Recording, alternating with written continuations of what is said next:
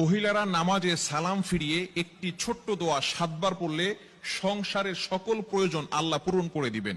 মনে রাখবেন, আমাদের মা বোনরা যারা আছেন তারা অনেকেই কিন্তু সংসারের ভিতরে সুখ চান, শান্তি চান, এবং বিশেষ করে অনেক সময় স্বামীর অবস্থা খুব ভালো থাকে না।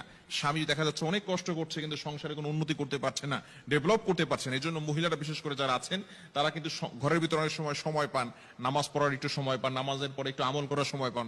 যেহেতু পুরুষরা বাহিরে থাকে, সকালবেলা বের হয় আর অনেক রাত্রে চলে আসে, এবং বিশেষ করে অনেক কষ্ট তারা বাহিরে করে থাকেন।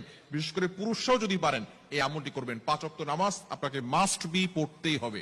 যদি আপনি সংসারের ভিতরে সুখ চান, শান্তি চান এবং প্রয়োজন হাজতগুলো পূরণ করতে চান, তাহলে অবশ্যই 5 ওয়াক্ত নামাজ আপনাকে মাস্ট বি পড়তে হবে। নামাজ ছাড়া আপনি সংসারের ভিতরে কখনো কোশ্চিন কালেও আপনি কিন্তু সুখ এবং শান্তি আনতে পারবেন না।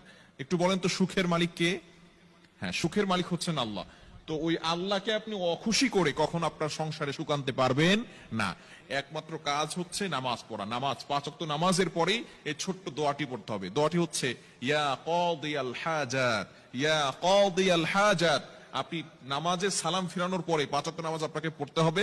নামাজের পরে সালাম ফিরানোর পরে আপনি আল্লাহু আকবার পড়বেন একবার, আস্তাগফিরুল্লাহ 3 বার, এরপরে আপনি পড়বেন ইয়া কাদিয়াল হাজাত, ইয়া কাদিয়াল হাজাত, ইয়া কাদিয়াল হাজাত 7 বার পড়বেন। এভাবে যদি আপনি আমল করতে পারেন, ইনশাআল্লাহ